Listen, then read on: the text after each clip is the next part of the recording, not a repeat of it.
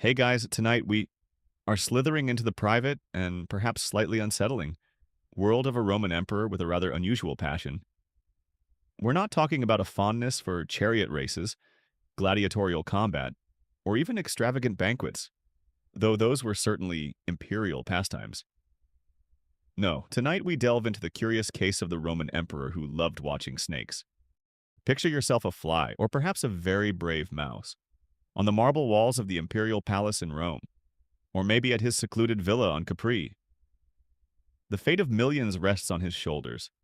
Armies march at his command, and yet his most profound moments of contemplation, his deepest solace, might be found in the silent, sinuous movements of a cold-blooded reptile. You see him there, the master of the known world, utterly captivated by the flick of a forked tongue, the unblinking stare of a serpent, the mesmerizing pattern of its scales. It's a strange juxtaposition. This immense power paired with such a specific, almost primal fascination. Honestly, given the political intrigue, the constant threat of assassination, and the generally high-stress environment of the Roman imperial court, you probably wouldn't survive very long as an emperor with such a time-consuming, potentially distracting hobby, unless, of course, that the snakes were also your most trusted advisors, man, which, knowing some emperors, isn't entirely out of the realm of possibility. So, before you get comfortable, take a moment to like the video and subscribe, but only if you genuinely enjoy what I do here. Your support, however small, helps keep these historical deep dives, or perhaps gentle glides, going. And hey, drop a comment with where you're listening from and what time it is for you. It's always fascinating to see how far these sleepy tales travel. Now, dim the lights. Maybe turn on a fan for that soft background hum, and let's ease into tonight's journey together. The first tentative rays of dawn are beginning to pierce the heavy, embroidered curtains of your imperial bedchamber. You are the emperor. Let's call you Tiberius Drusus Serpensor, the last bit of playful, whispered nickname among the more daring members of your household. Never, of course, uttered to your face. The sprawling city of Rome, or perhaps the quieter, more isolated grandeur of your cliffside villa, is slowly awakening far below. But your first conscious thought, even before the official reports from the Praetorian Guard or the urgent missives from distant provincial governors, is not of matters of state. It is of scales, of coils, of the silent, watchful presence of your unique companions. Your first scaly thought of the day? You lie there for a moment, the immense weight of the Roman world held in abeyance, and you picture them Pythonia, your massive, placid rock python from the sun-baked lands of Aegyptus. Viridius, the emerald tree boa whose green coils are almost invisible amongst the imported ferns in his enclosure, and perhaps your most prized, if somewhat unnerving, possession, Noctua, the rarely seen ink-black desert viper whose gaze seems to hold the secrets of the Styx itself.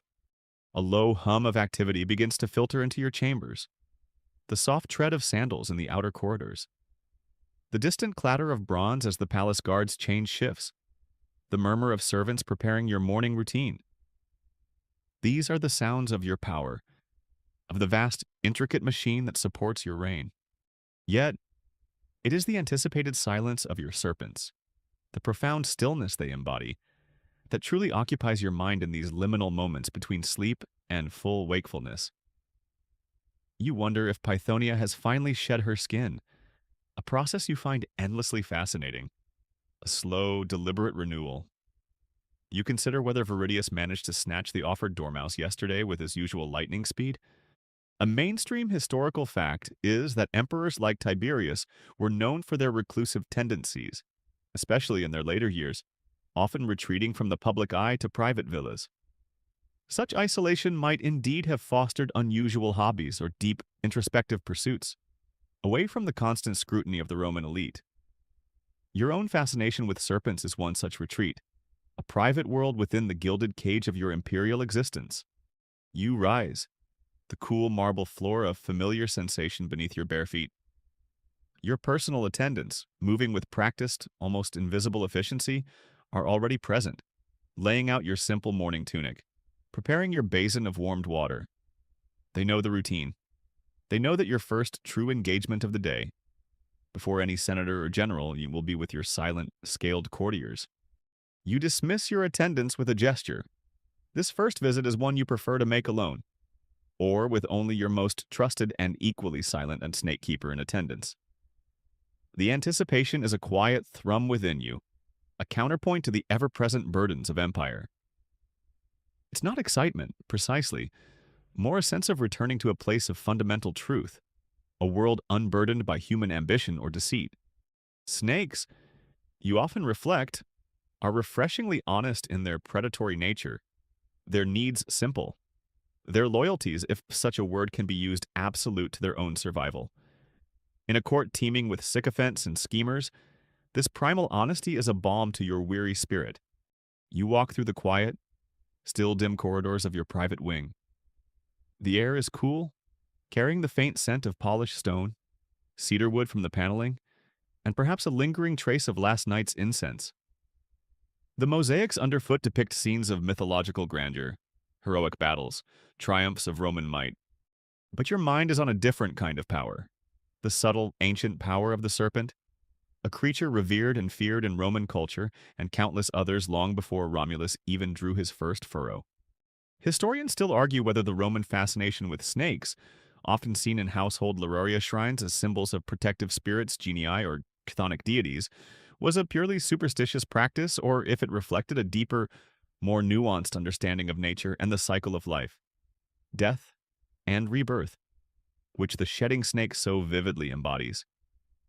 For you, it is perhaps all of these, and something more, something deeply personal that you rarely articulate, even to yourself. It's a connection to a world older than Rome, a silence that speaks volumes in a life filled with too many empty words. The path to your vivarium is well trodden, a familiar pilgrimage you undertake each dawn, your imperial mind momentarily set aside for the emperor's first, and perhaps truest, scaly thought. The anticipation of their silent welcome, their unblinking ancient gaze, is the only decree that truly matters in this quiet, pre-dawn hour. The cool, pre-dawn silence of your private imperial wing gives way to a subtle change in atmosphere as you approach the series of chambers dedicated to your serpentine companions. This is no mere collection of terracotta pots with a few garter snakes from the Alban Hills. This is the imperial vivarium, a testament to Roman engineering, imperial resources, and your very particular, very absorbing passion. The vivarium's dawn inspection is your first official act of the day, a meticulous, almost reverent, survey of the elaborate, custom-built enclosures that house your prize serpents, each a carefully constructed microcosm designed to replicate, as closely as possible, its inhabitants' native environment. Before the sun truly crests the 7 hills of Rome or warms the cliffs of Capri, you ensure that all is well in these scaled kingdoms. You are met at the entrance to the vivarium by Marcus, your head snake keeper. He is a quiet, watchful man, chosen for his patience, his steady hands, and his almost preternatural understanding of the creatures in his care. He bows low, his face impassive, though you know he has been up for hours, overseeing the initial preparations. The air within the vivarium is warmer than the rest of Nkwang No Kwang. Outside the palace, a consistent, carefully regulated temperature maintained by a complex system of hypocausts, the Roman underfloor heating system, adapted specifically for this purpose. A mainstream historical fact is that Roman hypocaust technology was remarkably sophisticated, capable of heating large bathhouses and wealthy villas, and its application to create temperature-controlled environments for exotic animals, while perhaps not widely documented, is certainly within the realm of their engineering capabilities. Imagine the resources, the sheer manpower, required to keep a section of the palace consistently tropical or desert-like, just for your scaly friends. It's a level of dedication that borders on the obsessive, or as your more critical courtiers might whisper, the eccentric. Marcus silently hands you a small, polished wooden rod, its tip blunted. This is not for prodding, but for gently nudging aside foliage or shifting a piece of bark if needed, to observe a particularly reclusive resident without causing undue stress. You begin your rounds. Each enclosure is a work of art, a miniature landscape for Pythonia, your massive African rock python, there is a spacious, sun-drenched chamber. Its floor a mixture of warm sand and smooth, flat rocks ideal for basking. A shallow pool, its water refreshed daily. Glimmers in one corner, thick, gnarled branches, salvaged from ancient trees, provide opportunities for climbing. Should her immense bulk feel so inclined, you peer into her favorite hiding spot, a hollowed-out log, and see the gentle rise and fall of her breathing, her intricate pattern of black and olive scales almost indistinguishable from the shadows within. Marcus murmurs, "She took a little water this morning. Caesar. Seems content." You nod, your gaze lingering. The sheer by placid power of this creature, capable of crushing a gazelle, yet lying here in such profound stillness, always fills you with a sense of awe. Next, you move to the enclosure of Viridius, the emerald tree boa from the distant, steamy jungles of a newly conquered or perhaps just newly explored southern province. His world is a riot of lush green, broad-leafed plants, trailing vines, and branches draped with moss, all kept perpetually moist by a system of fine misters that Marcus and his team operate with care. Finding Viridius is always a delightful challenge, his vibrant green scales a perfect camouflage. You scan the foliage, your eyes tracing the lines of leaves and lianas, until you spot him. A sinuous emerald ribbon coiled around a high branch, his head resting delicately, his prehensile tail providing an unshakable anchor. He is a jewel of the collection, a living embodiment of nature's artistry. Keeping such a creature alive and healthy so far from its native habitat is a triumph of artifice and dedication.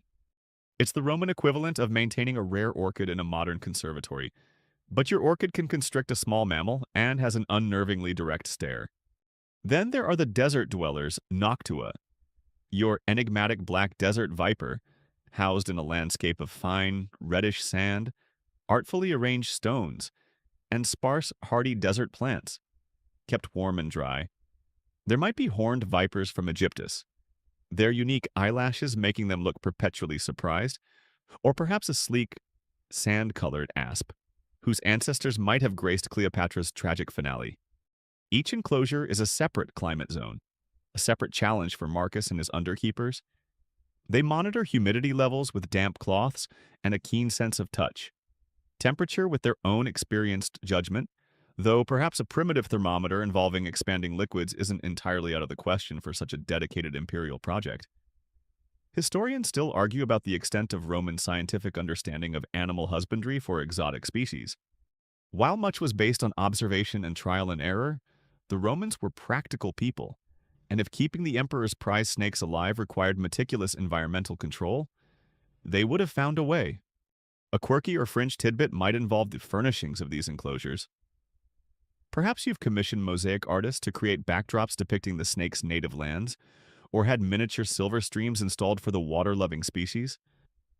Maybe specific types of rocks were imported at great expense because they were believed to have beneficial properties for a particular serpent, or because they simply looked more aesthetically pleasing to your imperial eye. This isn't just a hobby, it's an expression of imperial reach, the ability to command and recreate distant worlds within the confines of your palace. Marcus, you might say, pointing with your rod, that Numidian sunstone in Noctua's terrarium seems to have lost its luster. Have it polished, and ensure the offering of 3 blind mice is made before the Ides. She seems pensive. The inspection is slow, deliberate. You note the cleanliness of each enclosure, the freshness of the water, the demeanor of each inhabitant. Are they active? Alert? Are their scales bright, their eyes clear? Any sign of listlessness, any unusual discharge, any abrasion or discoloration on their skin is immediately reported to Marcus, who will then consult with the imperial physicians or specialized animal healers.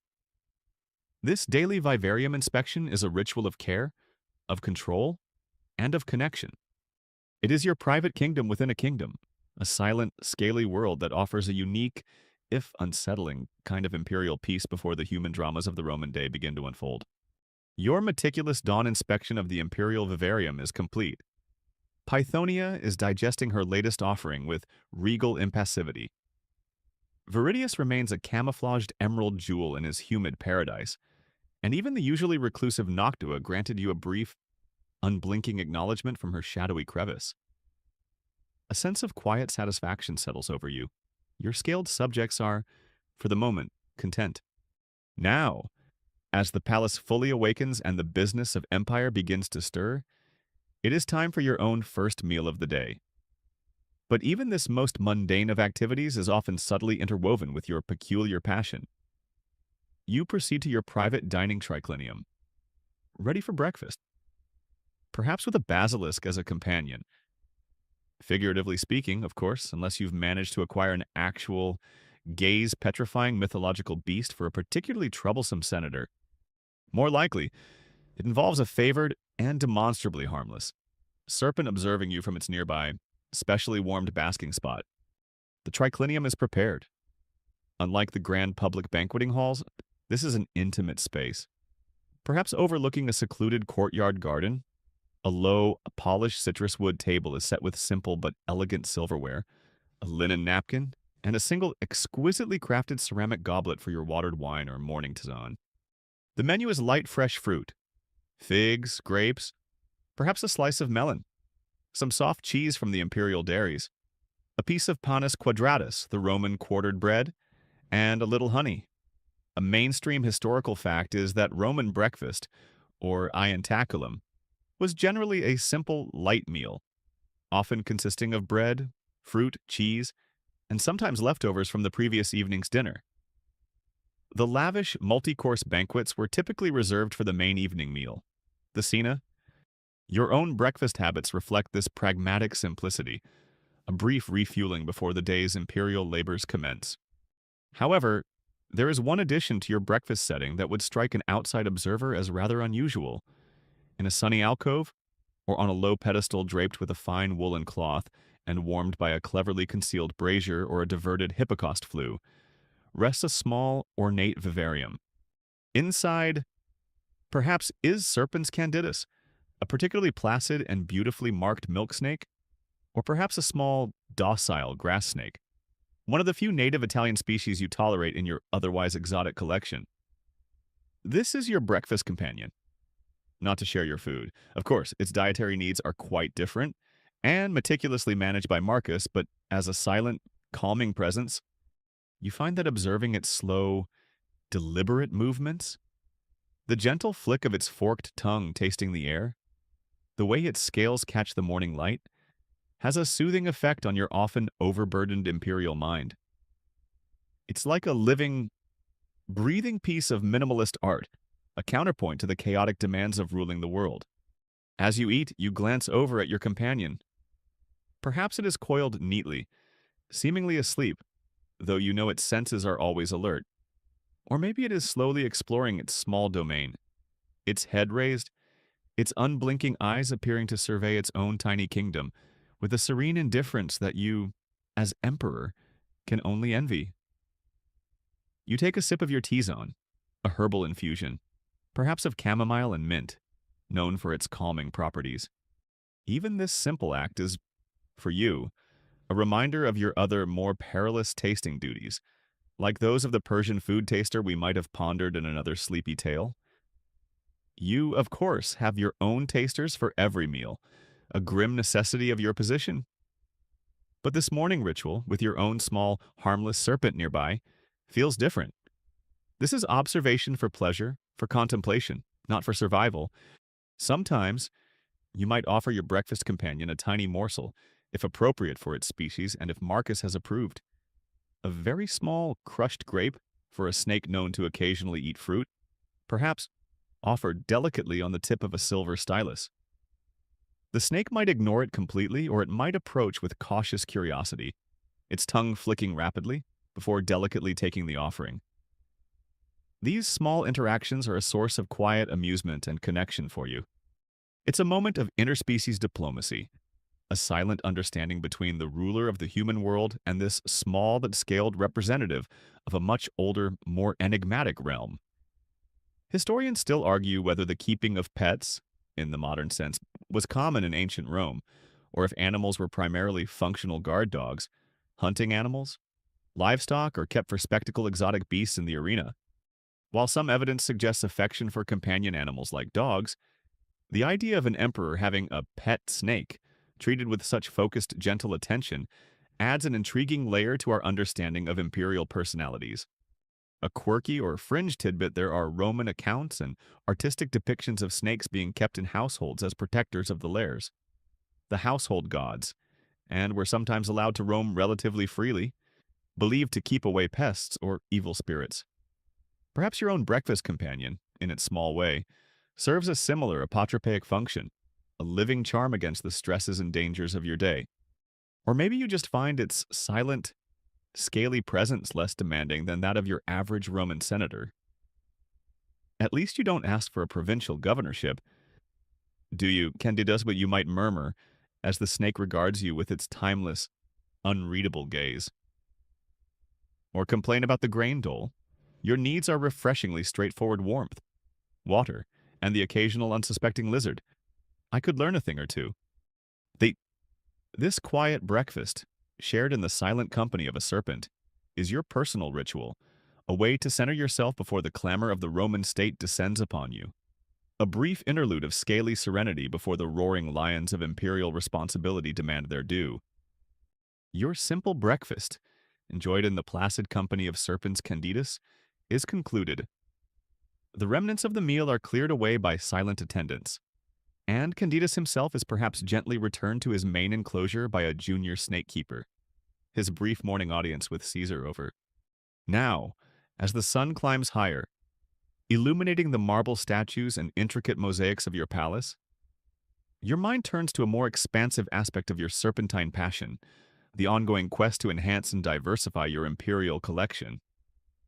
This isn't a matter of simply sending a servant to the local forum to pick up a few more grass snakes.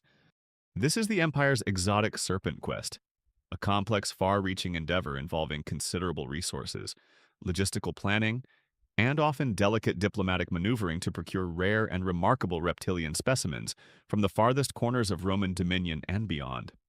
Your imperial vivarium is already a marvel, a testament to your dedication. But like any true collector, you are always seeking the next prize, the unconfirmed rumor of a serpent with scales like jewels, or a python of unprecedented size lurking in a distant jungle, or a viper whose venom is said to grant prophetic dreams, though you'd leave the handling of that one strictly to Marcus and his most expendable underlings. A mainstream historical fact is that the Roman Empire's vast reach facilitated the importation of exotic animals from Africa, Asia, and Northern Europe for various purposes, most famously for the gladiatorial games and public spectacles in the arena, but also for private menageries of the wealthy and powerful. Your own quest for snakes is a more refined, if equally resource-intensive version of this imperial procurement network. You're not looking for beasts to be slaughtered for entertainment. You're seeking living treasures, biological marvels to be studied, admired, and, in your own quiet way, understood. The process begins with information. Your agents, spies, provincial governors, and even ordinary merchants traveling the great Roman roads are under subtle. Standing orders keep an ear to the ground for news of unusual serpents. A centurion stationed on the Parthian frontier might hear tales from local tribesmen of a giant, horned snake dwelling in the eastern deserts. A grain merchant returning from Egyptus might describe a rare iridescent cobra seen in the temple of a little-known local deity. These reports, often vague, exaggerated, or garbled in translation, filter back to you through the imperial bureaucracy. You sift through them, your interest piqued by certain intriguing details, your skepticism engaged by the more outlandish claims. A serpent that flies and breathes icicles, you say, from the forests of Germania, fascinating. And entirely unbelievable. Next report? Once a promising lead is identified, the real work begins. A formal expedition might be dispatched, led by a trusted naturalist, the Roman equivalent, perhaps a Greek physician with a penchant for zoology and a contingent of soldiers for protection. They would be equipped with specialized containers for transport, perhaps sturdy wooden chests lined with soft moss or sand, with carefully drilled air holes and provisions for a long journey. They're tasked to locate, safely capture, and transport the desired specimen back to Rome or your villa, alive and in good condition. This is no small feat. Capturing a large, powerful, and possibly venomous snake in the wild without harming it or getting themselves killed requires immense skill, courage, and a healthy dose of luck. It's like an ancient imperial version of a wildlife documentary, but with a much higher chance of the camera crew and the presenter becoming the main course. Sometimes, acquisition involves diplomacy rather than capture. A client king on the fringes of the empire, eager to curry favor, might learn of your passion and present you with a gift of his region's most spectacular serpents. This requires careful handling. You must accept the gift graciously, of course. But Marcus will then have the unenviable task of assessing these new arrivals, ensuring they are healthy, determining their needs, and integrating them into the existing collection without disrupting the delicate ecosystem of your vivarium, or, more importantly, introducing any new diseases. Historians still argue about the role of animal gifting in Roman diplomacy. While certainly a way to display wealth and secure goodwill, the practicalities of transporting and housing exotic creatures, especially potentially dangerous ones, must have been a significant consideration for both giver and receiver. Your Majesty, the King of Nabatea sends his warmest regards and this crate of exceptionally irritable spitting cobras. Where shall we put them? Perhaps next to the antechamber where Senator Gracchus usually waits for his audience. The journey back to your palace for these newly acquired serpents is fraught with peril for the creatures themselves. Changes in temperature, lack of proper food or water, the stress of confinement and transport, all can take their toll. Many specimens likely perished en route, a frustrating loss of a potentially unique addition to your collection. For those that do survive, then, their arrival is a moment of great anticipation for you. You would personally oversee their introduction to a specially prepared quarantine enclosure, observing them closely for days or weeks before they are deemed ready to join the main vivarium. Each new arrival is a mystery to be unraveled, a new personality to understand, a new testament to the vast and wondrous diversity of the natural world, all brought to your doorstep by the long arm of Roman power. A quirky or fringe tidbit, there were likely specialized animal traders or impresarios who catered to the Roman elite's demand for exotic beasts, both for the arena and for private collections. These individuals would have their own networks of hunters and trappers across the empire and beyond, and might even commission the capture of specific types of animals. You might have a trusted, if slightly shady, dealer in Alexandria or Antioch who occasionally sends word of a truly exceptional find, always at a suitably exceptional price. Of course, your passion for snakes, therefore, doesn't just involve quiet contemplation. It fuels a complex empire-wide network of information, exploration, capture, and transportation, a constant, resource-intensive quest to bring the wild, slithering wonders of the world into the heart of your imperial domain. The logistics alone are enough to make a lesser emperor's head spin, but for you, it's all part of the deeply absorbing, endlessly fascinating pursuit of serpentine perfection. The Empire's intricate network has delivered another prize, perhaps a sleek, bronze-backed tree snake from the forests of Gaul, or a sand-colored sidewinder from the Libyan desert. Its journey from capture to your imperial presence a saga in itself. While you, Caesar, might enjoy the contemplative aspects of your serpentine hobby, the day-to-day, hands-on care of these creatures falls to a dedicated, highly specialized, and perpetually anxious team of palace staff, the imperial snake keepers. Their daily routines, their meticulous rituals of cleaning, feeding, and observation are performed under the immense pressure of knowing that the health and safety of your prized, and sometimes priceless reptiles, not to mention their own continued employment and possibly their very lives, depend on their unwavering diligence. This is a glimpse into the keeper's anxious reptile rituals. At the head of this dedicated team is Marcus, your most trusted herpetological custodian, a man whose calm exterior belies a profound understanding of his charge's subtle needs and moods. But beneath him is a small cadre of underkeepers, slaves, or freedmen, each assigned to specific sections of the vivarium or to particular types of snakes. Their day begins even before yours, well before dawn, as they move silently through the artificially warmed and humidified chambers. their footsteps muffled on the carefully raked sand or mossy floors. Their first task is observation. Just as you make your own imperial inspection, they perform a more intimate keeper's eye assessment of each serpent.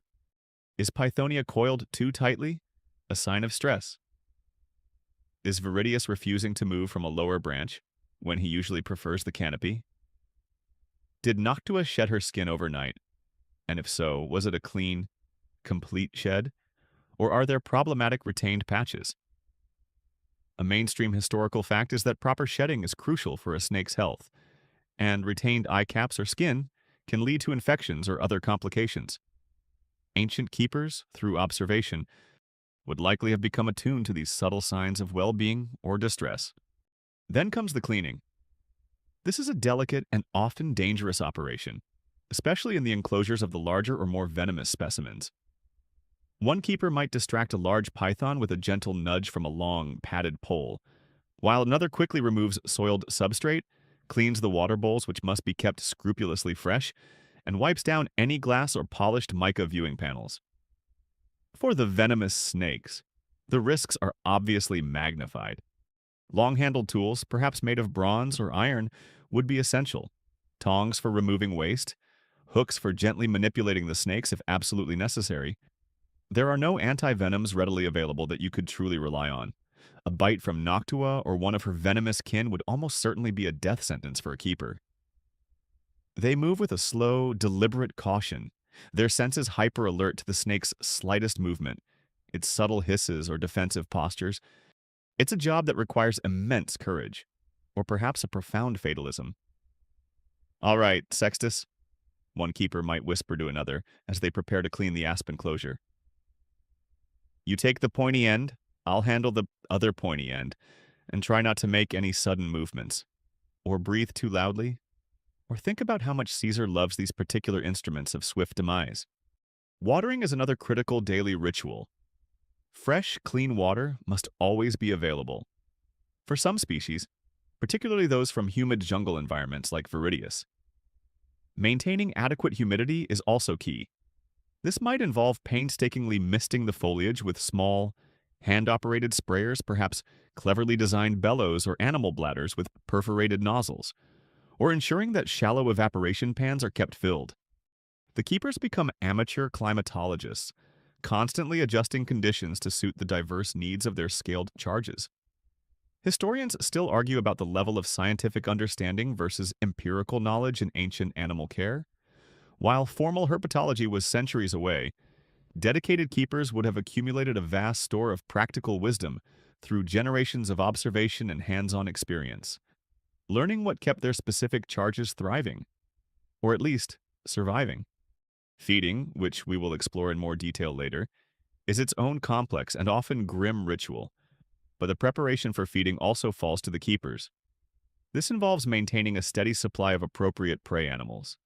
Mice, rats, young birds, perhaps frogs or lizards for certain species, which might be bred within the palace grounds or sourced from outside suppliers. Ensuring these prey animals are healthy is also part of the keeper's responsibility.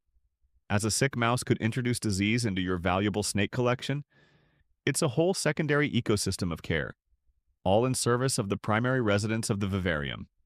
A quirky or fringe tidbit, the keepers might have developed their own superstitions or personal rituals related to their work. Perhaps a keeper always enters a particular snake's enclosure leading with his left foot, or mutters a specific protective incantation before handling a venomous specimen. They might leave small, symbolic offerings. A tiny, perfectly ripe berry for a fruit-eating snake if such a creature existed in your collection.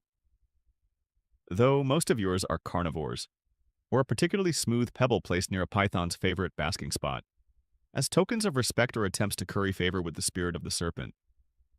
In a job so fraught with risk, where one wrong move could be fatal, such small personal rituals might provide a sliver of psychological comfort. You, Caesar, might not be aware of these subtle, individual practices, or you might choose to overlook them. As long as the snakes remain healthy and the keepers remain, well, alive. Their silent, anxious diligence is the bedrock upon which your unusual imperial hobby is built. a constant behind-the-scenes ballet of caution and care, ensuring that your slithering subjects are always ready for your discerning, royal gaze. Their lives are a quiet testament to the fact that even the most powerful emperor's passions rely on the courage and dedication of those who serve in the shadows. The morning's imperial business has been attended to. Edicts dictated. Reports from generals reviewed the Germanic tribes are restless again. Naturally, petitions from persistent senators politely or not so politely declined. The midday meal, though a relatively simple affair compared to the feasts of evening, has been consumed, its safety assured by your ever-vigilant tasters. Now, as the afternoon sun, your celestial counterpart, begins its slow descent, casting long shadows across the Forum and the Palatine Hill, you often find yourself retreating from the clamor and complexities of state to the hushed, temperature-controlled sanctity of your imperial vivarium. This is the time for silent hours with your scaly friends, a period of long, undisturbed observation where you seek solace, understanding, or perhaps some hidden imperial meaning in their sinuous forms and unblinking eyes. You dismiss your usual retinue of lictors, secretaries, and anxious advisors. Even Marcus, the head snake keeper, knows to maintain a respectful distance during these contemplative sessions, ensuring the vivarium is quiet, the lighting perhaps from carefully placed oil lamps if the natural light is insufficient, or from sunlight filtering through specially designed apertures subdued and optimal for viewing without disturbing the inhabitants. You might have a single, comfortable stool, perhaps carved from dark, polished wood, which you position before a favored enclosure. Or you might simply stand, your imperial purple toga draped around you, an island of stillness in a room dedicated to the art of silent movement. Today, perhaps, your attention is drawn to Chrysios, a magnificent corn snake, not native to Rome but a treasured captive-bred specimen. Her scales a vibrant mosaic of orange, red, and black, like living jewelry. She is currently exploring a new piece of driftwood Marcus added to her enclosure, her lithe body flowing over its contours with an effortless grace that you, burdened by the weight of empire and the clumsy realities of human locomotion, can only admire. You watch. That is the essence of this time. You are not interacting. Not handling. Handling is rare, and usually only for specific reasons of health check or enclosure maintenance, always supervised by Marcus. You are simply observing, allowing your mind to quiet, your focus to narrow to the small, self-contained world before you.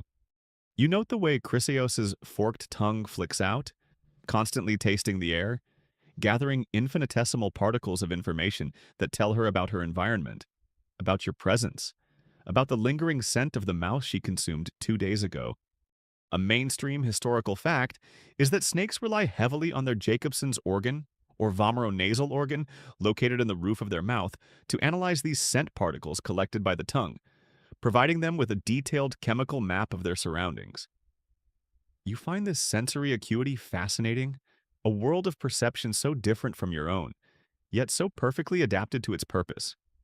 It's a silent language you can only guess at, a stream of information you can only imagine. What do you see in these silent hours? Perhaps it is the pure, unadorned beauty of their forms, the mathematical perfection of their scales, the hypnotic rhythm of their locomotion. There is an ancient, primal elegance to a snake that transcends human aesthetics, or maybe it is their self-sufficiency, their apparent indifference to the world beyond their immediate needs, warmth, food, security, in a life like yours, defined by constant demands, by the endless expectations of an empire. This serene self-containment is profoundly appealing. They do not flatter. They do not scheme. They do not petition for favors. They simply are. It's a refreshing change from the sycophantic smiles and veiled threats of the Senate House. Ah, Chrysios, you might muse internally. If only governing Rome were as straightforward as finding a warm rock and a compliant rodent. Your ambitions are so delightfully unmanageable. Sometimes, your observations are more focused, more analytical. You might be tracking the subtle signs of an impending shed, noting the cloudiness of Pythonia's eyes, the dullness of her usually gleaming scales, or you might be observing the hunting technique of Viridius, The way he hangs motionless for what seems like an eternity before striking with blinding speed at an offered and deceased. For safety in captivity, bird, these are small dramas, devoid of human ego, yet filled with an elemental power. Historians still argue whether Roman emperors who kept menageries, like Augustus with his collection of exotic animals, did so purely for ostentatious display, for scientific curiosity, or for some deeper psychological or symbolic reason. For you, your serpentarium is less about display. It is, after all, a very private passion and more about a unique form of detached engagement, a way of connecting with a world that operates on entirely different principles from your own. A quirky or fringe tidbit ancient writers sometimes attributed specific personality traits or even moral qualities to different animals. While snakes often got a bad rap, associated with deceit or danger thanks Eve, though she's not in your pantheon, they were also symbols of healing the rod of Asclepius, wisdom, and rebirth. Perhaps in your silent hours, you ponder these contradictions, seeing in your scaled companions not just a collection of reptiles, but a complex tapestry of symbolic meanings. Maybe you see in Noctua's dark coils the hidden knowledge of the underworld, or in Pythonia's massive strength a reflection of your own imperial power, but purer, less burdened by conscience. Or perhaps, sometimes, they are just snakes, and you are just a man, finding a moment of quiet refuge from the crushing weight of being Caesar. These silent hours are your sanctuary, a place where the endless noise of empire fades, replaced by the soft rustle of scales on sand, the almost imperceptible flicker of a forked tongue, and the profound, ancient wisdom of creatures who have understood the art of survival for far longer than Rome itself has existed. It is a strange solace, this communion with the cold-blooded, but for you, it is a necessary one. The oil lamps in your private study cast a warm, flickering glow across the scrolls and wax tablets that litter your desk. Reports from Gaul, tax assessments from Syria, a rather petulant letter from a senator complaining about the quality of the wine at the last state banquet. Your mind, however, is not on these mundane or irritating affairs of state. Your silent hours with Crasios and her scaled kin have left you in a contemplative mood, and your thoughts drift to the broader significance of these creatures, not just within your vivarium, but within the very fabric of Roman belief and culture. As you sit there, perhaps with a small, smooth piece of shed snakeskin, a memento from Pythonia, turning it over in your fingers, you reflect on serpents in Roman minds, on the potent, complex, and often contradictory symbolism these creatures held for your people. Snakes, are everywhere in Roman life, slithering through art, religion, folklore, and daily superstition. A mainstream historical fact is that snakes were commonly associated with household protector spirits, the Lars familiars and the genius of the pater familias. Small, often harmless. Snakes were encouraged to live in Roman homes and were frequently depicted in household shrines lararia, sometimes shown partaking of offerings of food and wine. They were seen as benevolent guardians, symbols of fertility, prosperity, and the continuation of the family line. You've seen these depictions countless times, in the grandest senatorial villas and the humblest plebeian insulae. Your own imperial palace, and of course, has its share of such protective imagery. It's a comforting thought, this idea of the serpent as a domestic guardian, a silent, watchful presence warding off ill fortune. It offers a stark contrast to the more primal fear they can also inspire. But the symbolism is far more complex than mere household protection. There is the powerful connection to healing, most famously embodied in the rod of Asclepius, the Greco-Roman god of medicine. His staff, entwined with a single serpent, remains a potent symbol of the medical arts even in your time and, unbeknownst to you, for millennia to come. The shedding of the snake's skin was seen as a powerful metaphor for renewal, regeneration, and the casting off of illness. Temples dedicated to Asclepius, like the famous one on the Tiber Island in Rome or the great sanctuary at Epidaurus in Greece, often housed sacred non-venomous snakes that were allowed to roam freely, their touch sometimes believed to bring healing to the sick who slept in the temple precincts. You ponder this. Is your own fascination with snakes, in some small way, A yearning for renewal, for a shedding of the immense burdens of your imperial office? Or is it merely an appreciation for a creature so intimately linked with the very concept of vitality? Then there is the chthonic, or underworld aspect.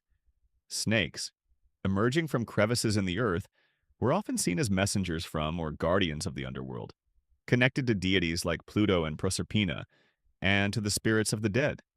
They feature in funerary art, symbolizing the cycle of death and rebirth, or acting as protectors of tombs.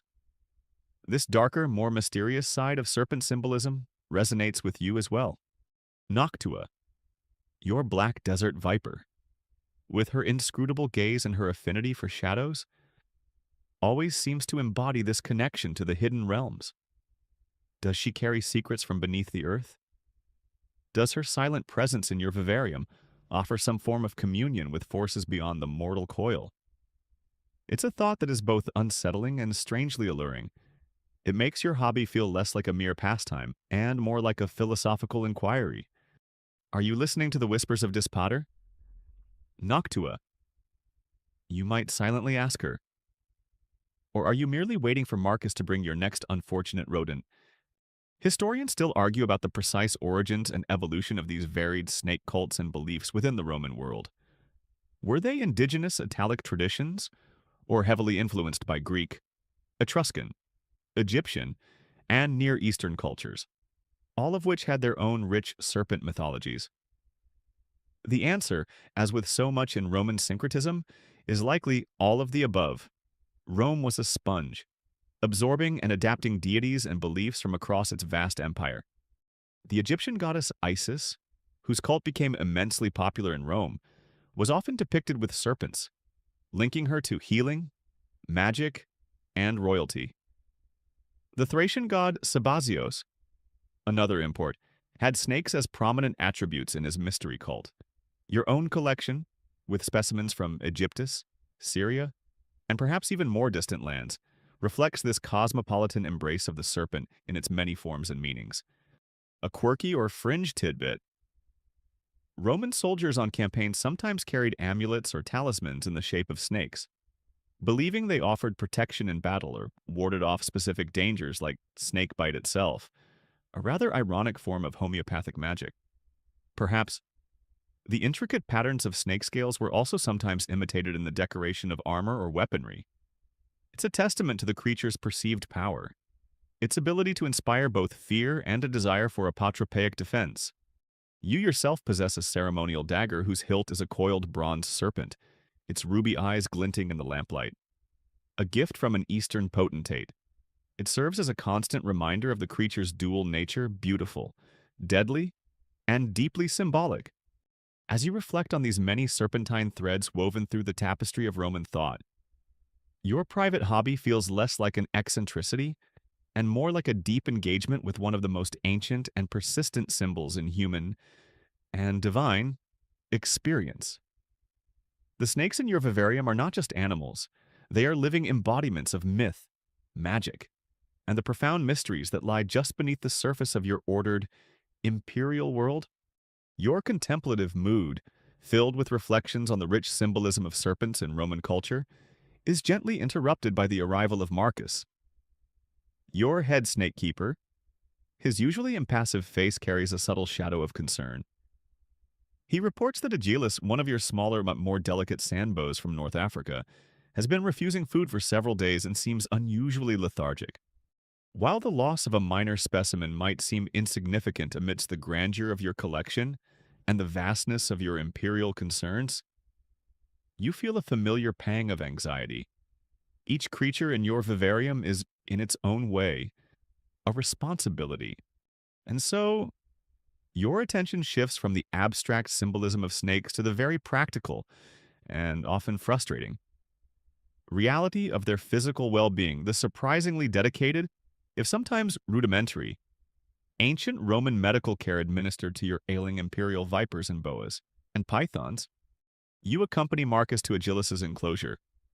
The small serpent, usually an active burrower, lies limply on the sand, its breathing shallow, its normally bright scales looking dull. You observe it with a frown.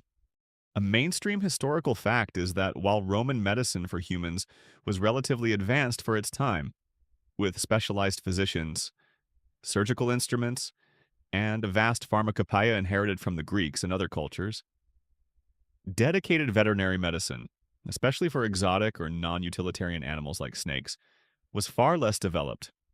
Livestock, chariot horses, and valuable hunting dogs would have received a certain level of care, but a sick pet snake of an emperor, that was likely uncharted territory, relying heavily on the observational skills of its keepers and the willingness of imperial physicians to adapt their human-centric knowledge.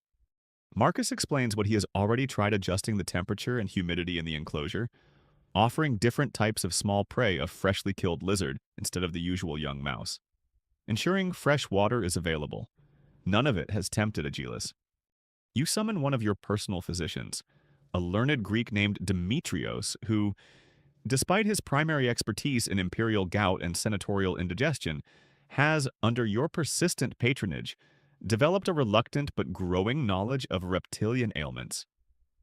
He arrives, looking slightly harried, his robes smelling faintly of the herbal poultice he was likely just applying to some complaining courtier's aching joints. He approaches Aegilus's enclosure with a mixture of professional curiosity and barely concealed trepidation.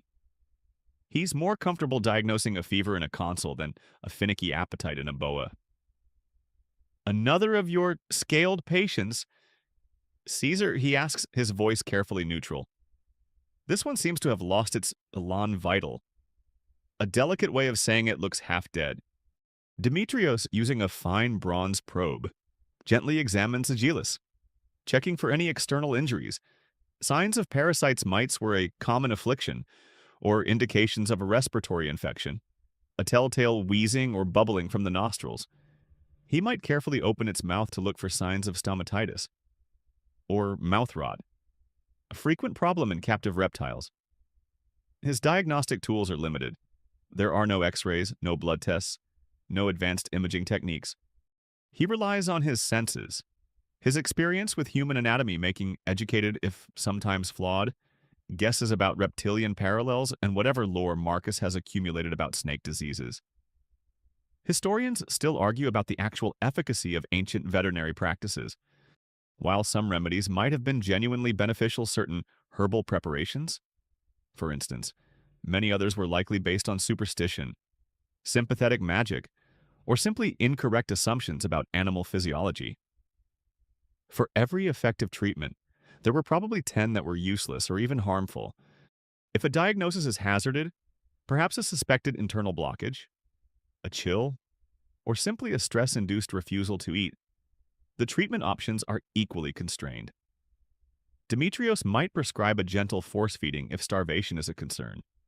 A delicate and risky procedure involving a soft tube and a liquid concoction of egg yolk or mashed prey.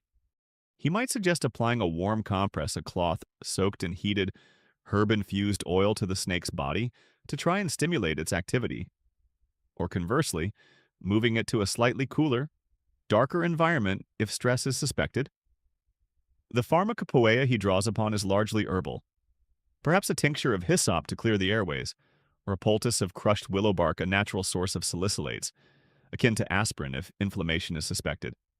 He might even consult ancient Egyptian papyri if available in your imperial library, as the Egyptians had a long history of revering and mummifying various animals, including snakes, and may have possessed some unique veterinary knowledge. It's a process of educated guesswork, careful observation, and a great deal of hope. I recommend a decoction of sun-dried gecko tongues and the dew collected from a fig leaf at midnight. Caesar? Demetrios might suggest with a perfectly straight face, knowing full well it sounds absurd, but also knowing that sometimes these traditional remedies, or the placebo effect on the anxious keepers, were all they had. And, of course, ensure its basking spot is precisely 3 shades warmer than yesterday, but not 4. Precision is key with these delicate creatures. A quirky or fringe tidbit. Some ancient cultures believed that certain illnesses in animals, especially unusual or prized ones, could be caused by witchcraft, the evil eye, or the displeasure of a minor deity. In such cases, the treatment might involve ritual purification of the enclosure, the chanting of protective incantations, or the offering of sacrifices to appease the offended spirit. While you, Caesar, might be too pragmatic for such overt superstitions, you might allow Marcus to perform some quiet, traditional rites if he believes it will help, as long as it doesn't interfere with Demetrios's more scientific by Roman standards efforts. After all, in the face of an ailing, silent creature that cannot describe its symptoms, one tries every available avenue. The care of your imperial vipers is a strange blend of dedicated observation, empirical trial and error, and perhaps a dash of hopeful magic, all reflecting your deep, if unusual, commitment to these scaled members of your extended imperial household. Their silent suffering is a matter of genuine concern, a small, cold-blooded weight on your imperial conscience. Demetrios, your slightly exasperated but ever diligent Greek physician, has administered his prescribed decoction of powdered moon moth antennae and distilled hope to the ailing Aegilis. The small sand boa is now resting, perhaps infinitesimally more alert, or perhaps just too weak to protest the indignity of its recent medical consultation. For now, there is little more to be done for Aegilis but wait and observe. Your attention, and that of Marcus and his team, must now turn to a more regular and often more visceral aspect of vivarium management feeding time. This isn't a matter of scattering a few handfuls of kibble. For your predominantly carnivorous collection, feeding is a grim, silent pageant, a carefully managed, often dramatic process that highlights the raw, predatory nature of your prized serpents. The timing and frequency of feeding vary greatly depending on the species, size, and activity level of each snake. Pythonia, your massive rock python, might only require a substantial meal, perhaps a young goat or a large hare, already dispatched by the keepers to avoid injury to the snake, once every few weeks or even less frequently if she is particularly inactive. Her digestive process is slow, methodical, a marvel of efficiency. Viridius, the emerald tree boa, being smaller and more arboreal, might take a bird or a large rodent every week or two. The desert vipers, like Noctua, with their slower metabolisms adapted to arid environments, also feed relatively infrequently. A mainstream historical fact is that snakes are ectothermic cold-blooded and generally have much lower metabolic rates than mammals of comparable size, allowing them to survive for long periods between meals. This infrequent but substantial feeding pattern is a key characteristic that Marcus and his team must understand and cater to. The prey animals themselves are a significant logistical concern. A dedicated breeding program for mice, rats, rabbits, and perhaps even certain types of birds might exist within the palace grounds, ensuring a steady supply of healthy, appropriately sized food. This feeder colony would require its own keepers, its own resources, a small, often overlooked, but vital part of the imperial serpentarium's ecosystem. The quality of these prey animals is paramount. A sick mouse could transmit disease to one of your valuable snakes. Before feeding, each prey item is inspected. It must be healthy, and for the safety of your captive snakes, especially the constrictors, which can be injured by struggling live prey, it is usually dispatched humanely by the keepers just before being offered. This might seem grim, but it's a practical measure to prevent your prized Pythonia from receiving a nasty bite from a cornered rabbit, or Viridius from being pecked by a terrified bird. It's a controlled enactment of a natural process, stripped of the chase but not of its fundamental nature. The feeding itself is often a solitary affair for each snake, conducted with minimal disturbance. Marcus or a senior keeper will carefully introduce the prey item into the enclosure, perhaps using long tongs to place it in a familiar feeding spot or to gently dangle it to mimic live movement, depending on the snake's hunting style. Then they withdraw and observe often from a discreet distance. You, Caesar, might choose to witness some of these feedings, particularly those of your larger or more impressive specimens. There is a stark primal beauty to it, a moment of pure, unadulterated instinct. You watch as Pythonia, who may have lain motionless for days, suddenly becomes a creature of focused, lethal intent. Her head turns, her forked tongue flickers rapidly. Sensing the warmth and scent of the offered meal, there is a moment of absolute stillness, and then an explosion of movement, her massive coils striking with incredible speed and precision, enveloping the prey. The process of constriction is slow, powerful, a silent, inexorable embrace. There is no malice in it, no cruelty, simply the efficient application of force to achieve a necessary end. You find it a sobering, almost philosophical spectacle. It's a reminder of the fundamental laws of nature, a world away from the convoluted deceptions of the Roman Senate. No hidden agendas there. Pythonia. You might reflect, just hunger, and the means to satisfy it. Admirable directness. For the venomous snakes, like Noctua, the feeding is different, but no less dramatic. She will strike with lightning speed, inject her potent venom, and then often retreat, waiting for the toxin to do its work before cautiously approaching to swallow her incapacitated meal. The keepers are especially wary during these feedings. As a stressed or agitated venomous snake is at its most dangerous, they use even longer tools, their movements even more deliberate. Historians still argue about the precise understanding the Romans had of venom and its effects. While they certainly recognize the deadliness of certain snakes, their knowledge of toxicology and the mechanisms of envenomation would have been limited compared to modern science. They would have relied on observation of symptoms and, for the keepers, a very healthy respect for the fangs, a quirky or fringe tidbit. There might have been specific rituals or beliefs associated with the feeding of sacred or royal animals. Perhaps a small prayer was uttered by the keeper before offering food to a particularly revered serpent, or the prey itself was in some way consecrated. In some cultures, the entrails of sacrificed animals were read for omens. Perhaps the feeding behavior of your snakes, or even the state of the prey after consumption, was occasionally scrutinized for some divinatory meaning, especially if the snake itself was associated with a particular deity or prophetic power. Remember how we discussed using snake behavior for omens? Their eating habits could be another data point in that complex. Scaly calculus. The feeding time pageant, whether swift and constricting or quick and venomous, is a regular, carefully orchestrated drama within your vivarium. A raw display of nature's unblinking efficiency, and a constant reminder to you, and to all who witness it, of the potent, untamed forces that lie just beneath the polished veneer of your imperial world. The grim, silent pageant of feeding time has concluded. Pythonia is beginning the long, slow process of digesting her substantial meal, a barely perceptible bulge distorting her usually sleek coils. Noctua has retired to her darkest crevice, her hunger sated, her enigmatic presence once again a hidden secret within the sand and stones.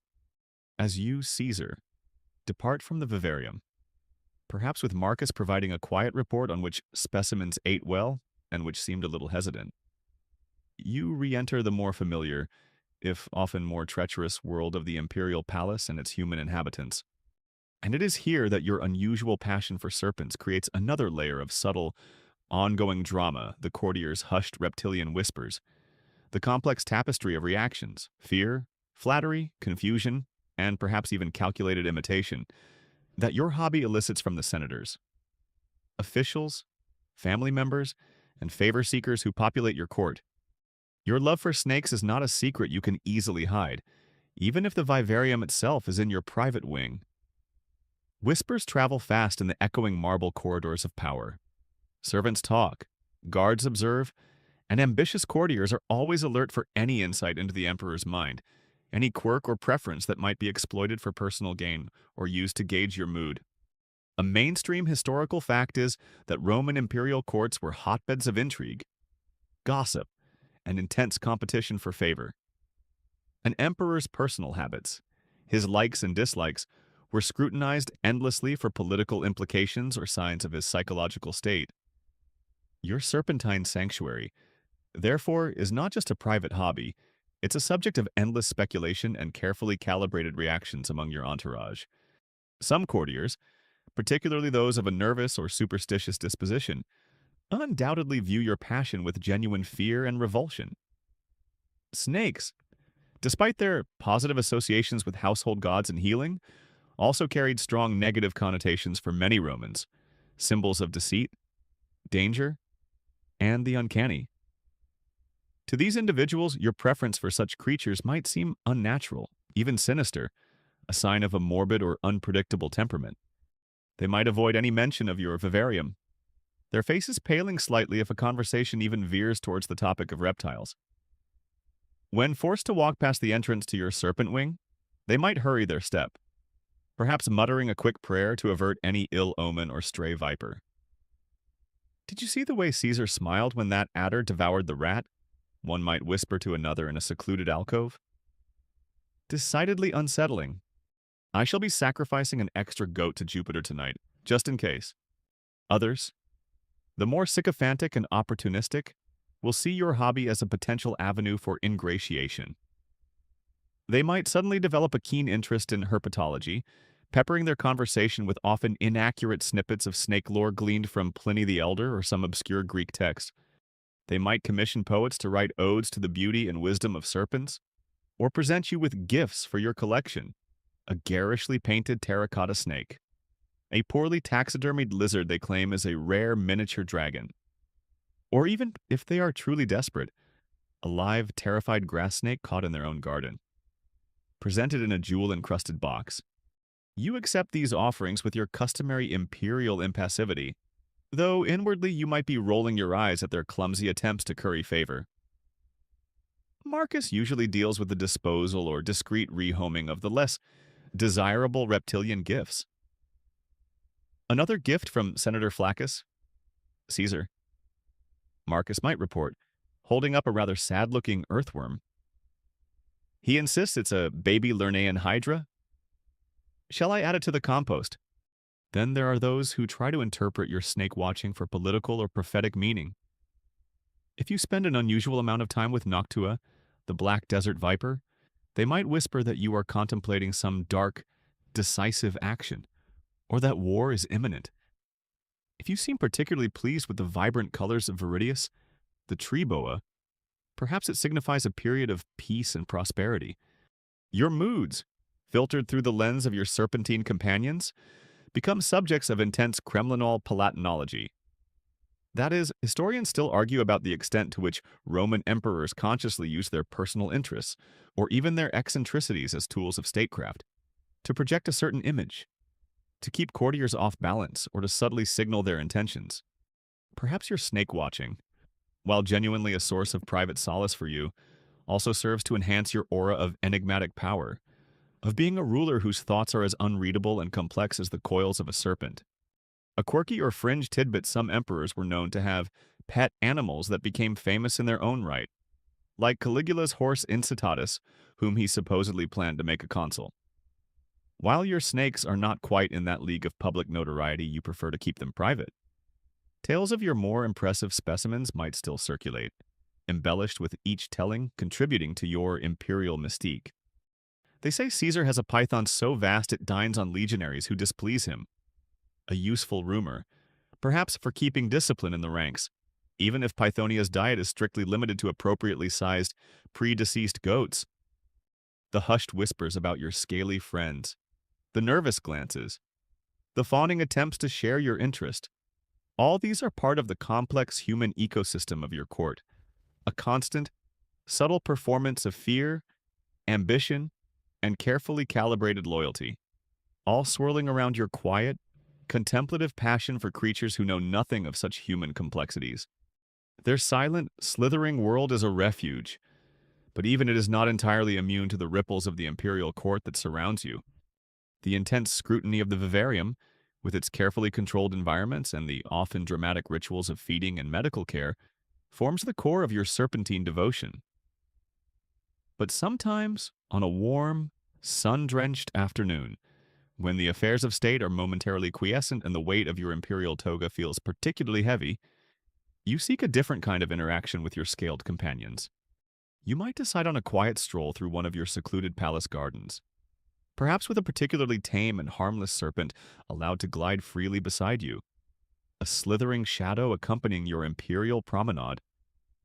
This is a more relaxed, almost pastoral aspect of your hobby, a chance to observe these creatures in a more naturalistic, if still carefully managed, setting. The chosen garden is one of your most private sanctums, walled off from the main thoroughfares of the palace. Its paths known only to you and a few trusted servants. It's a riot of carefully cultivated Roman horticulture, fragrant roses, shady cypress trees, manicured box hedges, perhaps a bubbling fountain at its center, its basin carved with images of nereids and tritons, statues of sylvan deities, Pan, Faunus, perhaps a graceful Diana the Huntress, peer from alcoves of dark ivy. A mainstream historical fact is that Roman gardens, especially those of wealthy villas and imperial palaces, were highly sophisticated, often featuring formal layouts, intricate water features, topiary, and a wide variety of ornamental plants, serving as places of leisure, contemplation, and conspicuous consumption. Your own private serpent-strolling garden is a haven within a haven. Today, perhaps you've chosen Flavius, a gentle, sun-loving corn snake, another prized captive-bred specimen. As they are not native to Italy, known for his placid temperament and beautiful orange-gold markings that seem to shimmer in the sunlight. Marcus, or a senior keeper, carefully retrieves Flavius from his enclosure, allowing him to coil calmly around a padded wooden rod. He is then transported, with the utmost care, onto the garden and released onto a warm, sun-dappled patch of lawn or a smooth flagstone path. You dismiss the keeper to a discreet distance. This is a solitary pleasure, or rather, a pleasure shared only with Flavius and the rustling leaves. You begin your slow walk, your hands clasped behind your back, your gaze often on the ground beside you, watching as Flavius explores his temporary domain. He moves with that characteristic serpentine grace, a flowing ripple of muscle and scale, his forked tongue constantly tasting the new scents of the garden, the damp earth, the crushed petals of a fallen rose, the faint spore of a field mouse that might have unwisely scurried through earlier. You observe how he navigates the terrain, the way he glides effortlessly over smooth stones, the slight hesitation before he ventures into a patch of longer grass, the way he might pause, head raised, to assess a rustling in the bushes. It's a miniature drama of exploration and caution. You find it strangely calming to watch this small, self-contained life unfolding at its own pace, governed by instincts honed over millennia. It's a world away from the urgent, often brutal, demands of Roman politics. No one is trying to assassinate Flavius for his position as far as you know. No one is petitioning him for a governorship or a tax exemption. His concerns are refreshingly elemental warmth, security, the possibility of a tasty insect. If only the Senate could be as easily satisfied as you. Flavius, you might murmur, a sunny spot and a plump cricket, and all would be well with the world. Sometimes, he might even approach you, perhaps drawn by the warmth radiating from your leather sandals or the hem of your toga. He might glide over your foot, his scales cool and surprisingly smooth, before continuing on his unhurried exploration. These moments of casual, unafraid contact are rare and treasured. They feel like a small acceptance, a brief bridging of the immense gap between human emperor and wild creature. Of course, this is only possible with your most docile, non-venomous snakes. You are not about to let Noctua, your black desert viper, have the run of the rose bushes. That would be a garden stroll with a rather more definitive ending, most likely for the head gardener. Historians still argue about the extent to which ancient Romans kept tame wild animals as something akin to modern pets. Beyond the usual dogs and cats, while exotic menageries were common for display, the idea of forming a personal, companionable bond with an individual wild creature, especially a reptile, is less well documented, though not impossible for an emperor with unique sensibilities and unlimited resources. Your garden strolls with Flavius or another gentle serpent are your own quiet rebellion against the expected norms of imperial behavior. A quirky or fringe tidbit, there were ancient beliefs that certain individuals possessed a natural affinity with snakes, an ability to handle them without fear or harm, sometimes attributed to divine favor or a magical lineage. Perhaps you cultivate this image subtly, your comfort with these creatures enhancing your aura of mystique and untouchability. Or maybe you just genuinely enjoy the company of a creature that doesn't talk back. These garden excursions are not just for your pleasure, they also provide a form of enrichment for the snakes themselves, a change of scenery and stimulus from their usual enclosures. Marcus would ensure the garden is secure, any potential escape routes blocked, and that no predatory birds or other threats are present. After an hour or so, as the sun begins to dip lower or the air cools, Flavius would be gently retrieved and returned to the warmth and security of the vivarium. You return to your imperial duties feeling perhaps a little lighter, a little more centered, the silent, slithering companionship having provided a brief respite, a moment of connection with a simpler, more ancient rhythm of life, played out amongst the roses and cypresses of your private Roman Eden. The sunlit garden stroll with Flavius, his gentle exploration a soothing counterpoint to the day's imperial demands, has concluded as dusk begins to gather, painting the Roman sky in hues of purple and orange.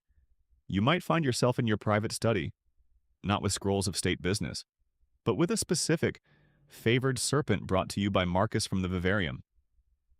This isn't just for idle observation or companionship.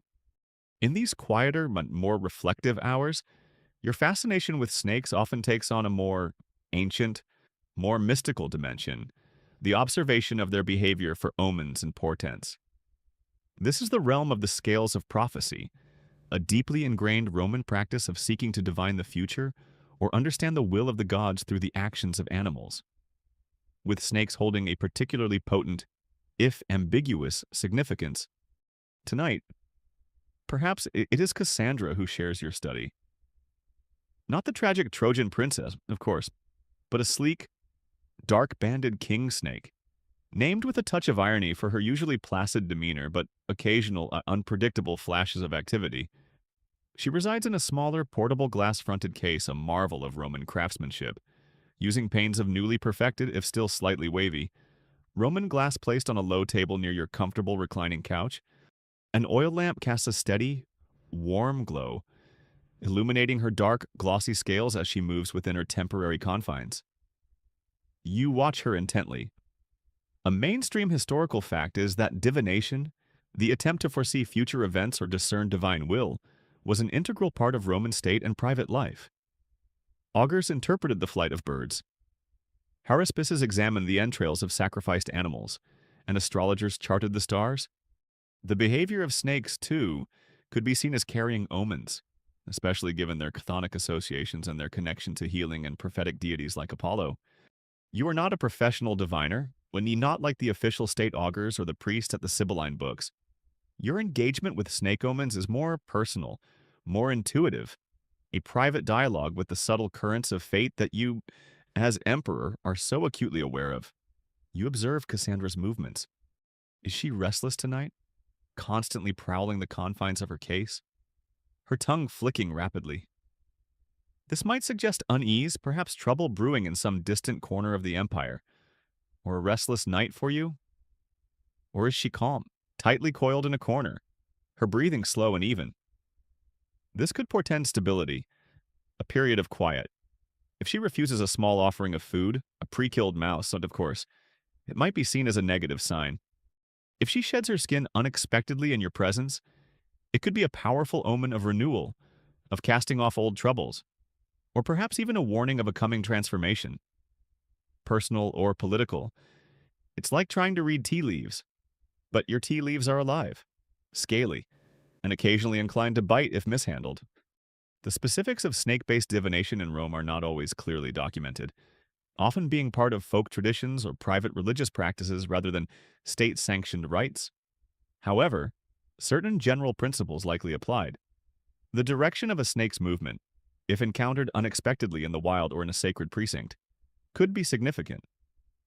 A snake moving to the right might be a good omen, Dexter, while one moving to the left sinister could be unfavorable. The appearance of two intertwined snakes, like those on the caduceus carried by Mercury, was generally a very positive sign, symbolizing harmony, commerce, and good fortune. You might even, on occasion, have two compatible, harmless snakes placed together in a larger temporary enclosure in your study, simply to observe their interactions, looking for patterns or behaviors that resonate with the questions weighing on your imperial mind.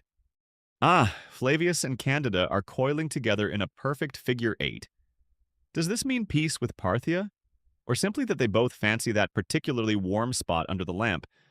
Historians still argue about how seriously Roman emperors and other elites took such omens.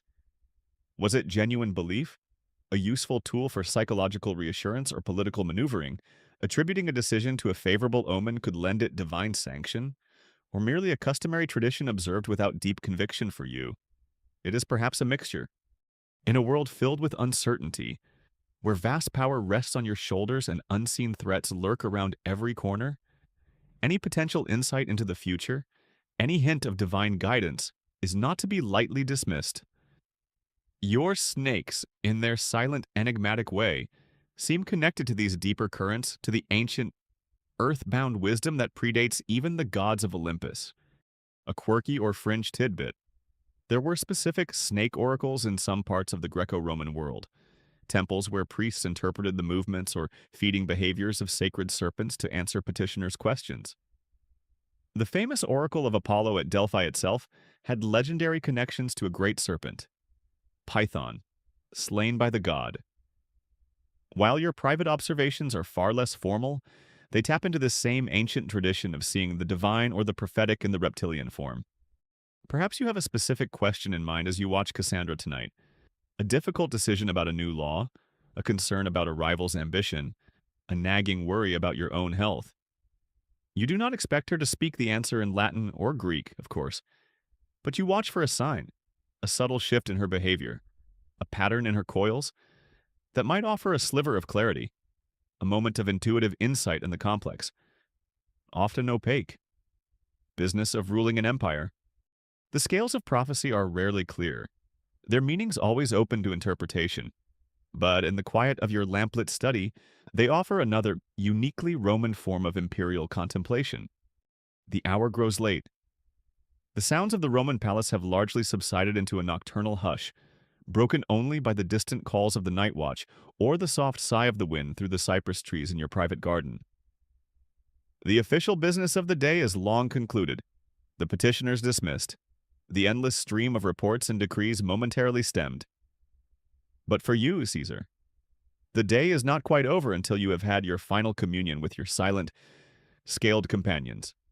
These nocturnal coils and lamplit dreams represent a deeply personal, almost meditative end to your imperial day, a time when the flickering lamplight transforms your vivarium into a world of shifting shadows and ancient mysteries, and the sinuous forms of your serpents perhaps influence the very fabric of your imperial visions. You might make one last, solitary visit to the imperial vivarium before retiring, or perhaps, as you did earlier for your divinatory observations, have a particularly favored or intriguing specimen brought to your private chambers in its portable case. Tonight, it might be Somnium, a rarely seen nocturnal desert horned viper, whose sandy coloration and namesake horns give it an almost mythical appearance. Its enclosure in the main vivarium is usually kept dimly lit to mimic its natural crepuscular habits. But here in your study, a single, carefully shielded oil lamp casts just enough light to observe its subtle activities without disturbing it unduly. A mainstream historical fact is that many Roman households would have kept lamps burning throughout the night, both for practical illumination and sometimes for religious or superstitious reasons, to ward off unwelcome spirits. Your own late-night snake watching is bathed in this soft, intimate glow. Under the flickering lamplight, the snakes take on a different character. Their scales, which gleamed under the bright sun, now absorb the light, creating deeper shadows, more pronounced textures. Their movements, if they are active, seem more deliberate, more mysterious. Pythonia, if you were to visit her now, might be a vast coiled shadow, her breathing the only sign of her immense presence. Viridius, the emerald tree boa, would be a darker, almost black silhouette against the lamplit foliage of his enclosure, his eyes perhaps reflecting tiny points of light like distant stars. Somnium, the horned viper, might begin to stir, its instincts telling it that the coolness of night is the time for hunting, its sidewinding motion across the sand of its case a silent, mesmerizing dance. You watch, your mind perhaps weary from the day's burdens, finding a strange sense of peace in this quiet, nocturnal world. It's a world stripped of the day's glare and pretense, a world of instinct and shadow. These late-night observations often lead your thoughts in different directions than your daytime studies. During the day, you might focus on their physical well-being, their feeding habits, their symbolism, but at night, in the quiet intimacy of lamplight, you might ponder their more enigmatic qualities, their silence, their ancient lineage, their seemingly timeless wisdom. They are creatures of the earth, of the darkness, of the hidden places. They seem to carry the weight of ages in their unblinking gaze. You, the Emperor of Rome, ruler of a vast and powerful, but ultimately transient, human empire, are confronted by a form of existence that feels primordial, almost eternal. It is both humbling and deeply fascinating. What secrets do you guard? Somnium. You might whisper into the quiet of the room. In your silent, sandy kingdom, what do you know of the night that we, who crave the sun, can never understand? It is said that what occupies our minds before sleep often shapes our dreams. And for you, these final, lamplit images of coiling serpents, of flickering tongues and ancient eyes, almost certainly seep into your imperial visions. Perhaps you dream of vast, subterranean caverns filled with colossal, jewel-scaled pythons, guardians of untold treasures or forgotten knowledge. Or you might find yourself in a dream desert, walking alongside a giant horned viper that speaks to you in riddles, offering cryptic advice on matters of state. Or maybe your dreams are more unsettling, a tangle of hissing asps in your senatorial toga, or the feeling of cold scales brushing against your skin in the imperial bed. Historians still argue about the significance and interpretation of dreams in the Roman world, while some, like Artemidorus in his Oneirocritica, developed complex systems for dream analysis. The visions of an emperor, especially one with such an unusual preoccupation, would have been subject to intense, if private, scrutiny by the dreamer himself. Are these dreams mere figments of an overtaxed mind, or are they messages from the gods, or from the chthonic spirits your snakes seem to embody? A quirky or fringe tidbit: certain herbs or incenses burned at night were believed in some ancient traditions to induce prophetic dreams or to facilitate communication with the spirit world. Perhaps on nights when you feel particularly in need of guidance or solace, you instruct an attendant to burn a specific, rare incense, say imported spikenard or dark, resinous myrrh, in your bedchamber, hoping that its fragrant smoke, combined with your serpentine meditations, will unlock some deeper understanding in your sleep. The line between a relaxing bedtime ritual and a subtle act of personal divination is a fine one. As you finally prepare for your own rest, the image of those nocturnal coils, those lamplit scales, is the last conscious thought in your mind, a silent, sinuous prelude to whatever mysteries the imperial night, and your own subconscious, might hold. The night, with its lamplit serpentine studies and its flickering, coil-filled dreams, has passed. Another dawn approaches, promising another day of imperial duties and another cycle of your unique reptilian rituals. But as the years of your reign accumulate, as the silver threads in your imperial beard become more pronounced, your thoughts during these quiet, solitary moments with your scaled companions might increasingly turn towards the future, not just of the empire, but of this strange, absorbing passion that has become so intertwined with your life. You begin to ponder the legacy of hissing airs, the future of your extraordinary collection, and how this very personal, very unusual devotion will be viewed by those who come after you, and by history itself. Your own mortality, a subject most emperors prefer to avoid but which the weight of absolute power makes inescapable, is a quiet undercurrent to these reflections. You have no biological son to inherit your imperial purple, perhaps. Or if you do, he shows no interest whatsoever in your cold-blooded courtiers. He prefers horses or gladiators. Or perhaps you shudder inwardly the company of poets and playwrights. The thought of your meticulously curated vivarium, with its precisely controlled environments and its collection of rare and precious serpents, falling into neglect or, worse, being callously dispersed after your death, is a source of genuine, if private, sorrow. Who will understand Pythonia's need for a perfectly warmed basking rock? Who will ensure Viridius's enclosure maintains that precise level of steamy jungle humidity? Who will appreciate Noctua's subtle, dark beauty? Or remember the specific incantation Marcus mutters before cleaning her enclosure, a practice you pretend not to notice, but secretly find rather reassuring.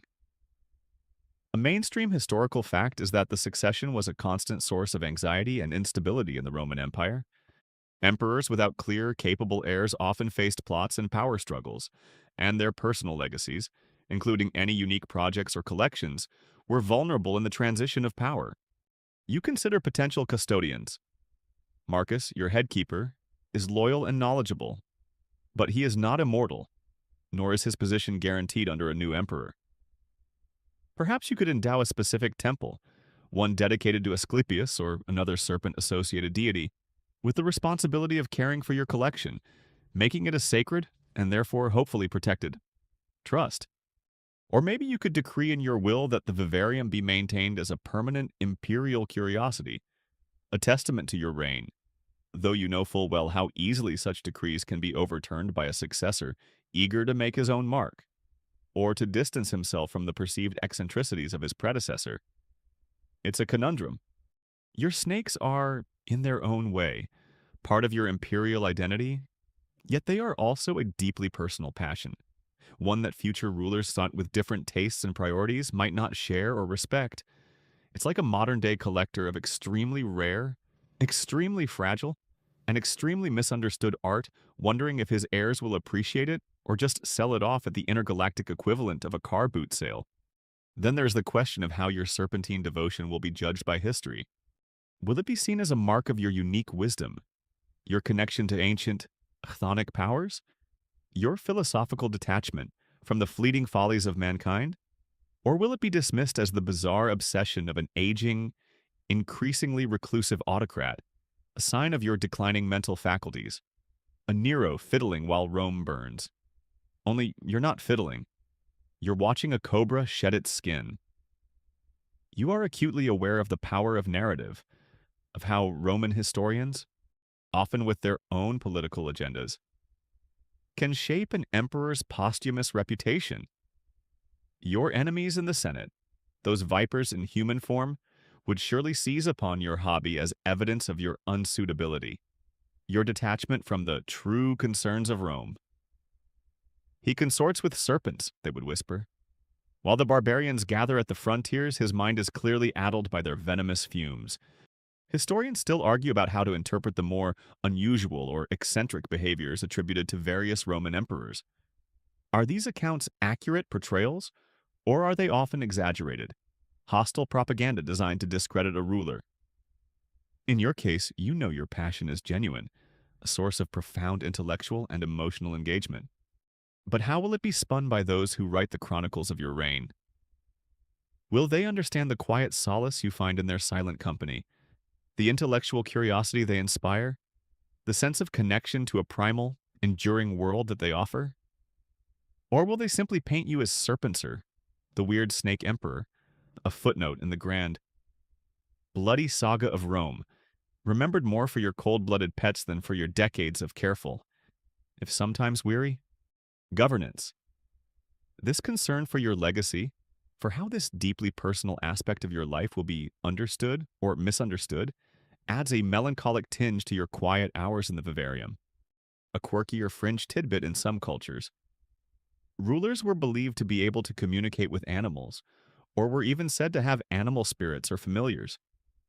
While mainstream Roman tradition didn't typically embrace such overtly shamanistic ideas for its emperors, the popular imagination could easily be swayed. If tales of your affinity with snakes were to spread among the common folk, it might even enhance your mystique, imbuing you with an aura of arcane power. But among the educated, skeptical elite, it could be a dangerous liability. You ponder these things as you watch Pythonia digest her meal, a slow, internal process hidden from view, much like your own deepest thoughts and anxieties about the future of your empire, and the future of your hissing, scaled heirs. The fate of your serpents, you realize with a sigh, is as intertwined with the fate of Rome as your own life has become with theirs. And both futures are shrouded in the unpredictable mists of time. The long Roman day, filled with the weighty affairs of empire and the quiet, absorbing rituals of your serpentine avocation, is finally drawing to its inevitable close. The last reports have been read. The final edicts sealed with your imperial signet ring, the one with the tiny, almost invisible, coiled serpent engraved on its onyx face. The palace is settling into that deep nocturnal stillness that even the eternal city experiences in the hours before dawn. Before you yourself succumb to the weariness that even an emperor cannot indefinitely postpone, you make one last brief visit to your scaled companions, a final quiet interaction that brings your uniquely serpentine imperial day to its close. This is the twilight's last glimmering scale, a moment of silent farewell until the morrow. You walk through the now dimly lit corridors leading to the vivarium, perhaps accompanied only by a single trusted guard carrying a flickering oil lamp, its light casting long, dancing shadows that make the marble statues seem to writhe and twist like great stone serpents themselves. Marcus, ever vigilant, meets you at the entrance. He knows this late-night ritual, this need for a final, personal check. He offers no unnecessary words, just a respectful inclination of his head as he unbars the heavy cedar wood door. The air inside the vivarium is warm, humid, thick with the subtle, earthy scent of damp moss, warm sand, and the faint, almost imperceptible, musky aroma of the serpents themselves. It's a familiar, comforting atmosphere to you, a world away from the perfumed, often suffocating air of the imperial court. You don't linger long on these late-night visits. It's not a time for extended observation or deep philosophical reflection. It's more a quiet reassurance for them and for you. You might pause before Pythonia's vast enclosure. In the dim lamplight, her great bulk is a landscape of shadow and subtle gleam, her breathing a slow, deep rhythm that seems to match the ancient pulse of the earth itself. You see the faint glimmer of her scales as she shifts almost imperceptibly in her sleep, or perhaps in that state of profound reptilian repose that is neither fully awake nor truly asleep. A silent acknowledgement passes between you, or so you like to imagine, the emperor of the human world, and this ancient, primal queen of her own scaled domain. No words are needed. Then, perhaps, you move to where Viridius. The emerald tree boa is coiled high amongst the darkened foliage, a living vine of deepest green, almost invisible now save for the occasional faint sheen where the lamplight catches a perfectly formed scale. He is the essence of stillness, of patient ambush, a creature perfectly adapted to his arboreal world. You find a strange comfort in his vibrant life force, so different from the often pale, power-hungry humans who populate your days. He asks nothing of you but the warmth and humidity that sustain him, a silent, beautiful ornament in your carefully constructed world. A mainstream historical fact is that many Roman emperors, despite their immense public power, often led quite isolated personal lives, surrounded by intrigue and suspicion. For an emperor with your particular inclinations, the silent, non-judgmental company of these creatures might have offered a unique form of companionship, a refuge from the complex and often treacherous world of human interaction. Finally, you might approach the enclosure of Noctua, the black desert viper, or perhaps Somnium, the horned viper you observed earlier. These nocturnal hunters are often more active now, their dark forms moving with a ghostly grace across the sand. You watch them for a few moments, their unblinking eyes like chips of obsidian or polished jet, reflecting the lamplight with a cold, knowing fire.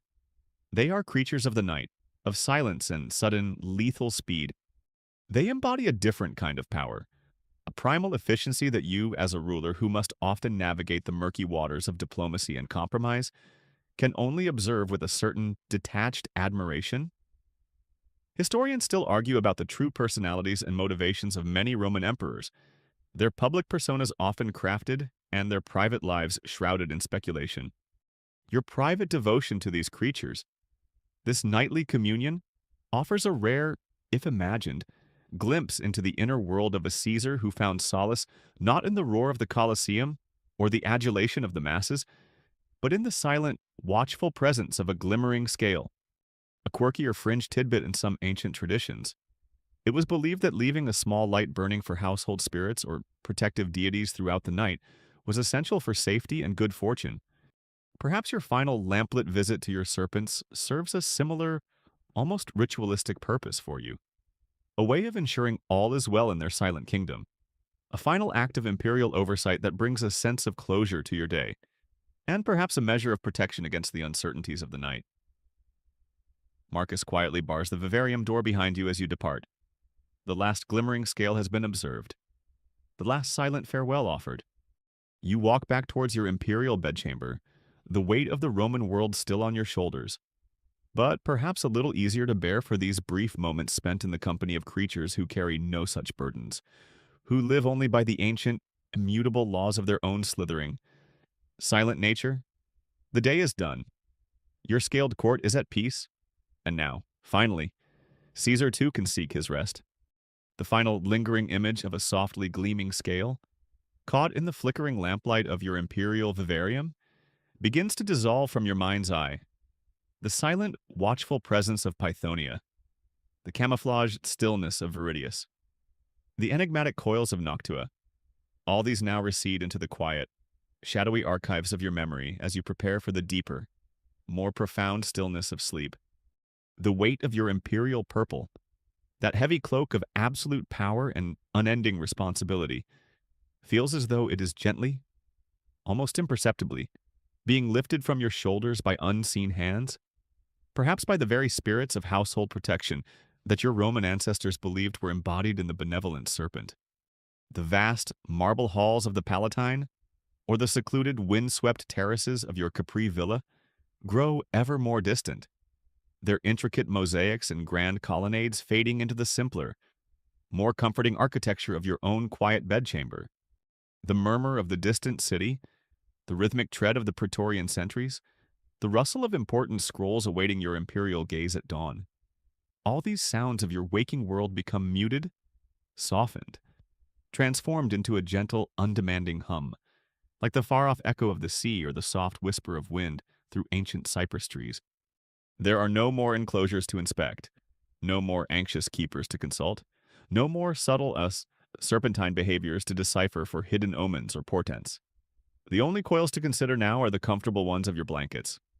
The only scales the metaphorical ones that tip towards oblivion.